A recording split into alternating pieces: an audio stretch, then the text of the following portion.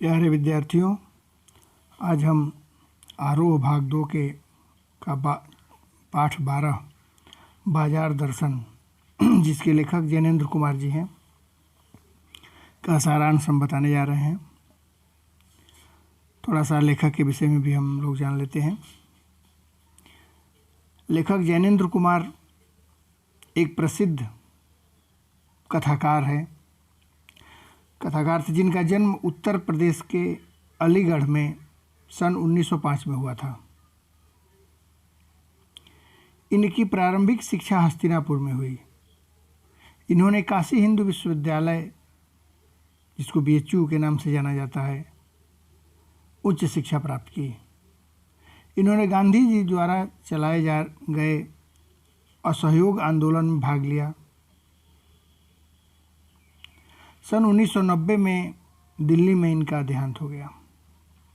इन्होंने बहुत सी रचनाएं की है। उपन्यास, कहानी, निबंध संग्रह। उपन्यास, इनके प्रमुख उपन्यास जो इन्होंने लिखी है, परख, अनाम स्वामी, सुनीता, कल्याणी, त्यागपत्र और मुक्तिबोध प्रमुख उपन्यास है। इनके कहानी संग्रह वातायन, एक रात, दो चिड़िया, फांसी, नीलम देश की राजकन्या, पाजेब इत्यादि।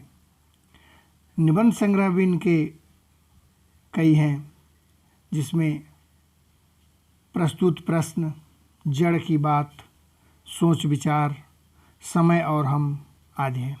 इन्होंने कई पुरस्कार भी प्राप्त किया था, जैसे साहित्य अकादमी पुरस्कार, भारत भारती सम्मान तथा भारत सरकार द्वारा पद्म भूषण सम्मान से इन्हें नवाजा गया था। हिंदी साहित्य में प्रेमचंद के पश्चात सबसे महत्वपूर्ण कथाकार के रूप में जैनेन्द्र कुमार जी को जाना जाता है। इन्हीं का एक पाठ है, चैप्टर हम लोग जो पढ़ने जा रहे हैं, बाजार दर्शन।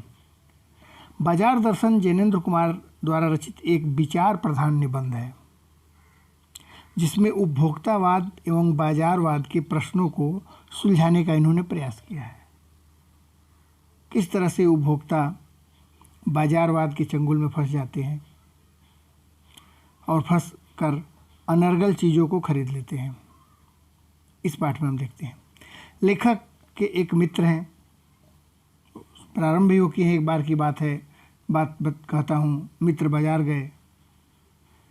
लेखक के एक मित्र अपनी पत्नी के साथ बाजार से कोई मामूली चीज़ लेने गए और लौटे तो ढेर सारा सामान लेकर। जब लेखक ने इतना सामान लाने का कारण पूछा अपने मित्र से, तो मित्र ने अपनी पत्नी पर सारा दोष डाल दिया। वास्तव में इसमें पत्नी का कोई दोष नहीं था। इसमें दोष था पैसे की पावर अथवा परचेजिंग पावर, खरीदारी की शक्ति। इसके साथ ही बाजार का भी बड़ा महत्व होता है। परचेजिंग पावर के साथ साथ इसमें बाजार भी अपना योगदान देता है, अपनी ओर आकर्षित करता है, नई नई चीज़ों को दिखाकर मन में लालच उत्पन्न करता है, मन को अपने बस में करने लगता है। बाजार में सामान की सजावट मन को आकर्षित करने लगती है। लेखक का मानना है कि बाजार तो निमंत्रण देगा ही, वो तो बुलाएगा ही, उसका वही कार्य ही है, इसलिए इसमें कोई आश्चर्य करने की बात नहीं है। बाजार तो बुलाएगा ही। इस आमंत्रण की विशेषता यह होती है कि यह मूक होता है। यह बोल करके, आवाज़ दे करके नहीं बुलाता, ये इशारे से बुलाता है। अच्छी अच्छी चीज़ों को देखकर लोग आकर्षित हो जाते हैं। सजे हुए बाजार को देख करके लोग आकर्षित होकर चले जाते हैं। इससे इच्छा उत्पन्न होती है। लेखक कह रहे हैं कि यह इसकी सबसे बड़ी विशेषता है कि यह मूक होता है, बिना बोले गूंगे की भांति होता है, परंतु इससे इच्छा उत्पन्न होने लगती है। उसको जैसे हम देखें बाजार को, हमारी इच्छाएं जागृत होने लगती है। इच्छा का अर्थ है अभाव, और हम अपने आप को, अपने घर में कई ऐसी चीज़ों को का अभाव महसूस करने लगते हैं। इच्छा मनुष्य के मन में असंतोष, तृष्णा और ईर्ष्या उत्पन्न करती है। परचेजिंग पावर का प्रयोग कर मनुष्य अनुपयोगी वस्तुएं भी खरीद लेता है। जब परचेजिंग पावर अपना दिखाना चाहेगा, दिखाने के प्रयास में अनुपयोगी, बेकार की चीज़ों को वो घर में खरीद लाएगा।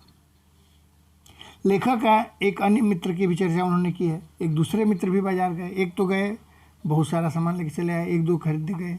एक दूसरे मित्र भी गए, उसकी भी चर्चा लेखक ने की है।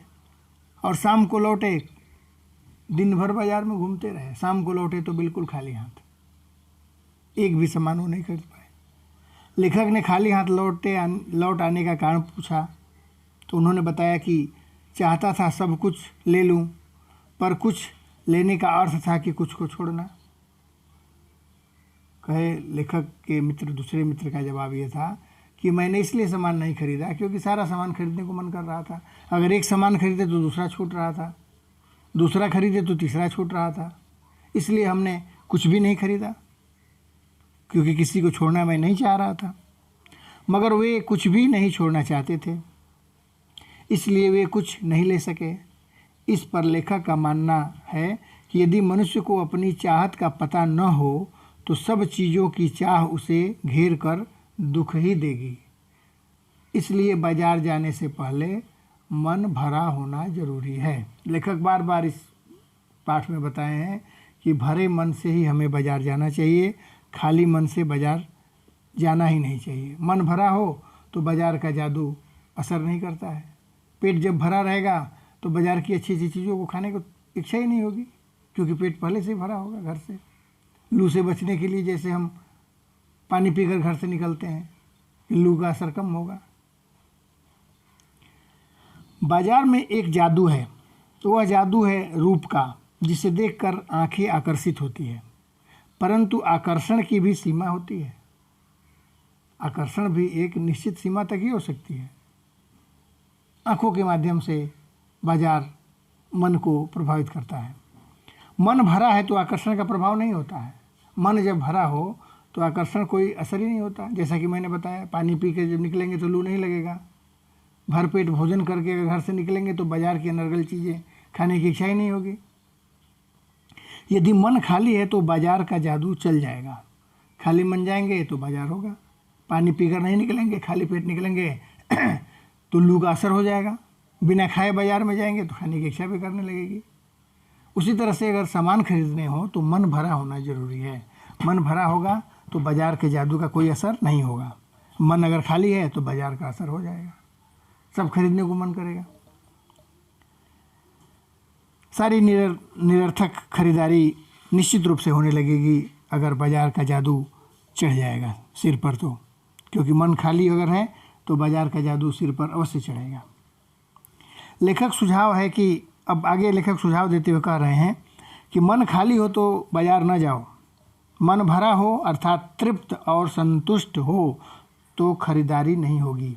जैसे पेट भरा होगा, तो मैंने एग्जाम्पल दिया था अभी। बाजार का आकर्षण ऐसी स्थिति में आनंद देगा। अगर भरे मन से हम जाएंगे, हमें पहले पता होगा कि हमें बाजार से कौन सी चीज़ खरीदनी है, यह पहले ही हम सोच ले विचार करके घर से निकलें तो निश्चित रूप से हम वही सामान बाज़ार से खरीद करके आएंगे। अगर यह डिसाइड नहीं किए कि कौन सा सामान खरीदना है तो केवल अनर्गल चीज़ें खरीदेंगे। बाजार का आकर्षण ऐसी स्थिति में आनंद देगा, मन में तृष्णा उत्पन्न नहीं करेगा, चाहत, प्यास, इच्छा उत्पन्न नहीं करेगा। ये लेने की इच्छा, वो लेने की इच्छा, सब लेने की इच्छा। मन भरा होने का मतलब यह नहीं है कि मनुष्य की कोई इच्छा ही नहीं हो। ऐसा भी नहीं है कि मन भरा हो तो कोई इच्छा ही नहीं हो। इच्छाएं तो स्वाभाविक है, वो तो समाप्त हो ही नहीं सकती। उससे रहित मन असंभव है। बिना इच्छा के मन भी संभव नहीं है, वो ईश्वर का ही होता है। परंतु इच्छाएं आवश्यकता से अधिक नहीं होनी चाहिए। इच्छाओं को समाप्त नहीं कर लेना है। बाजार आँखों के रास्ते मन को प्रभावित करता है, तो ऐसा नहीं कि आँख फोड़ करके हम बाजार जाएं। आँखें नहीं है वो भी सपना देखता है। लेखक कह रहे हैं कि आँख जो नहीं है, अंधा भी सपना देखता है। या सोते हैं तब स्वप्न देखते हैं, तो सो करके तो आँख बंद रहती है, फिर भी हम स्वप्न देखते हैं। तो मन को पूरी तरह से मार नहीं देना है, बल्कि मन को नियंत्रित रखना है। लेखक ने मानसिक संतोष का एक बड़ा रोचक उदाहरण इन्होंने अपने गली में एक चूरन बेचने वाले भगत जी का लेते हैं। उनका चूरन बेचने का नियम है, वह किसी भी दिन 6 आने से अधिक चूरन नहीं बेचते। जैसे ही 6 आने का चूरन बिक जाता, शेष जो बचे हुए चूरन उनके पास रहता, उसे बच्चों में मुफ्त में बांट देते थे। उन्हें 6 आने की ही आवश्यकता थी, 6 आने से ही उनका खर्च चल जाता था। उस 6 आने में से कुछ आने का वो सामान खरीदते, फिर अगले दिन 6 आने का पैसा जैसे मिल जाता था, बाकी वो चूरन फ्री में बांट देते थे। उनके चेहरे पर सदा मुस्कान रहती थी, वो कभी दुखी दिखे ही नहीं। बाजार में जाते, आंखें खोल कर जाते, लेकिन बाजार का जादू उनके ऊपर कोई असर नहीं करता, और कोई कभी बाजार से उनकी शिकायत भी नहीं थी। कभी उन्होंने बाजार की शिकायत नहीं किया। सीधे बाजार जाते और चौराहा होते हुए उस गली में जाते जहाँ चूरन के सामान, जीरा और नमक या और सामान जो उनको लेना होता था, वो लेके चले आते थे।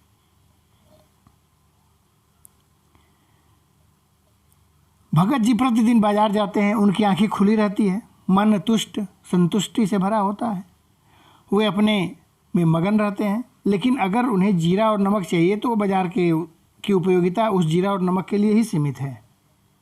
वो जीरा और नमक लेकर के ही आते हैं। वे सदा स्वस्थ प्रसन्न रहते हैं। इसका रहस्य है उनका मानसिक संतोष। लेखक ने लिखा है कि भगत जी को कोई ऐसा ना समझ ले, चूरन बेचने वाले सुन करके, कि वो बहुत छोटे मनुष्य थे। उन्होंने चैलेंज के साथ लिखा है इसमें कि हमारा कोई भी पाठक या कोई भी पुस्तक को पढ़ने वाला जो इस पाठ को लिखा है, उन्होंने उन सब से वो श्रेष्ठ थे भगत जी। इस बात की उन्होंने चुनौती दी है पाठ में। उन सभी पाठकों से वो श्रेष्ठ हो सकता है, अर्थात जितने लोगों को वो जानते हैं, उन सब लोगों से जो अपने आप को बड़ा धनाढ़, बड़ा समझते हैं, उन सब से वो श्रेष्ठ भगत जी को मानते हैं। संतोष के सामने बहुत बड़ी दौलत भी कोई अर्थ नहीं रखती। इस संबंध में लेखक ने एक अन्य उदाहरण भी दिया है। मान लीजिए कोई भी सड़क के किनारे पैदल जा रहा है, पीछे से एक मोटर कार आकर धूल उड़ाती हुई आगे निकल जाती है। यह देखकर वह व्यक्ति सोचने लगता है कि मोटर वाले ने मुझ पर व्यंग किया है कि मेरे सामने तुम्हारी क्या हस्ती है।